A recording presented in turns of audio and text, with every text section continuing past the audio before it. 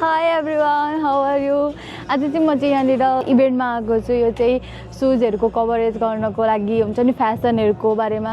अहिले चाहिँ म बाहिर आएको छु, भित्र एकदम साउन्ड छ अनि म तपाईहरुलाई भित्र गएर देखाउँछु कि कस्तो खालको इभेन्ट हुन्छ, सुजहरु कसरी कभर गरिन्छ। अनि बाइ द वे मैले चाहिँ यो DJI को क्यामेरा युज गरेको छु, पोकेट 3। तपाईहरुलाई थाहा नै छ, मैले रिभ्यु दिइसकेको छु यो क्यामेराको, रिभ्यु हैन अनबक्सिङबाट। अनि यो क्यामेरा युज गरिरहेको छु, सजिलो पनि भइरहेछ नि त चलाउनको लागि। अनि भ्लगिङको लागि त DJI नै राम्रो हुन्छ। र भित्र गएर हेरौँ।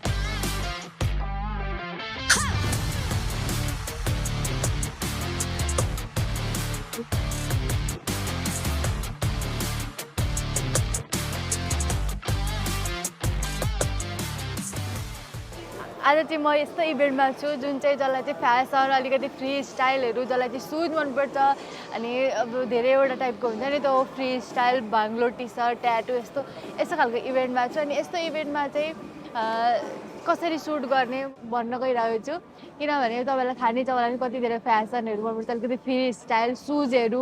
अनि यहाँ चाहिँ यति धेरै टाइपको जोर्डनहरुदेखि एभ्री ब्रान्डहरुको सुजहरु छ, क्रेजी भइसक्यो देखेर मै। अनि लुगाहरु पनि स्टाइलिश हुन्छ नि, तो हेर्दै यो ठाउँमा आउँदा चाहिँ यो चाहिँ मेरै टाइपको भाइब्स हुन्छ नि, यो मेरै टाइपको हो। तपाईलाई पनि धेरैलाई मनपर्छ होला यस्तो खालको भाइब्स चाहिँ। अनि यस्तो खालको इभेन्टमा आउँदा चाहिँ तपाईहरुले इफ तपाईहरु इभेन्ट नै गर्दिरहनु भएको छ भने पनि तपाईहरु कसरी सुट गर्नुहुन्छ भन्ने कुरा तपाईलाई हुन्छ। अनि म चाहिँ यो इभेन्टमा चाहिँ गिम्बल अनि क्याननको क्यामेरा युज गरिरहेको छु। अनि DJI त अभियसली DJI त युज गरि नै हाल्छु। अनि किन गिम्बल भन्दाखेरि चाहिँ यस्तो ठाउँमा धेरैवटा टाइपको सप हुन्छ अनि स्मुथली हामी विदाउट हुन्छ नि टेन्सन नलिकन क्यारी गर्न सक्छु। म चाहिँ धेरै जस्तो प्रिफर गर्छु DJI, किनभने यहाँको धेरैवटा स्मल चिजहरु पनि DJI ले क्यारी गर्न मतलब खिच्न सजिलो हुन्छ। अनि मान्छेलाई अक्वर्ड पनि फिल हुँदैन DJI ले के खिचिरहेको भन्ने।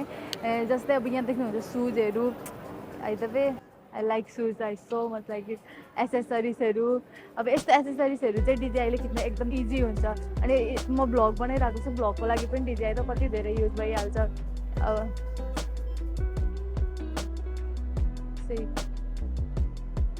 इफ तपाईहरु पनि इभेन्टमा गरिराख्नु भएको छ भने चाहिँ इफ तपाईहरुसँग स्मल क्यामेरा छ भने चाहिँ इनफ हुन्छ आफ्नो प्रोडक्ट चाहिँ तपाईहरुले चाहिँ सुट गर्नको लागि। यु क्यान सी यो चाहिँ उनीहरुको लोगो हो, यो चाहिँ हामी यो इभेन्टमा चाहिँ आएको देख्न सक्नुहुन्छ।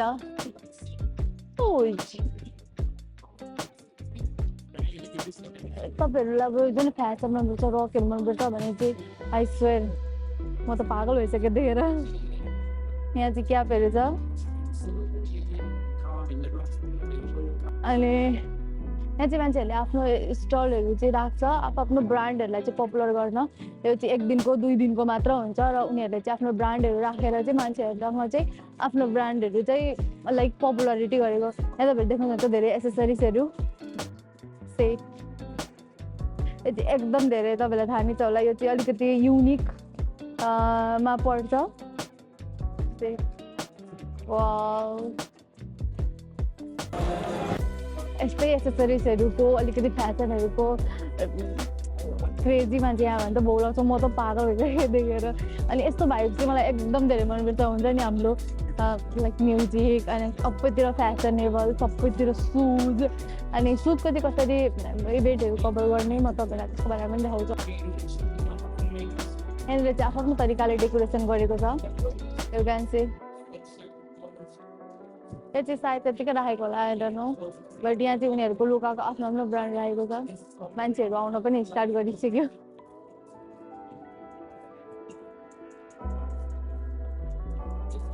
फोटोग्राफरहरूले इभेन्टहरु कभर गर्दा चाहिँ एकदम आफ्नै यो चाहिँ मेरो टाइपको हो भने चाहिँ भाइब आउँदो रहेछ है।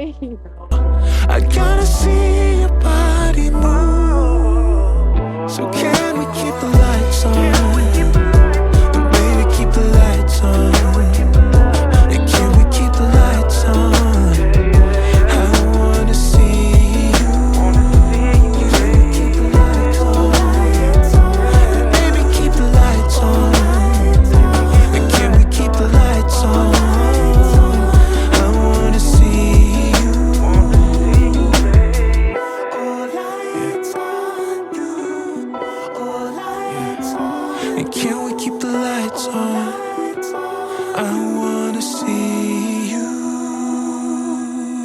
म चाहिँ आउनुको रिजन भनेको यो मेरो भाइब्स भएको कारणले तपाईँहरूलाई युजफुल भयो भने चाहिँ लाइक सब्सक्राइब कमेन्ट तपाईँहरूको ओपिनियन चाहिँ दिन नबिर्सिनु होला अलिकति माया देखाइदिनु अनि तपाईँहरू पनि आफ्नो इभेन्टहरू चाहिँ यसरी नै कभर गर्न सक्नुहुन्छ थ्याङ्क यू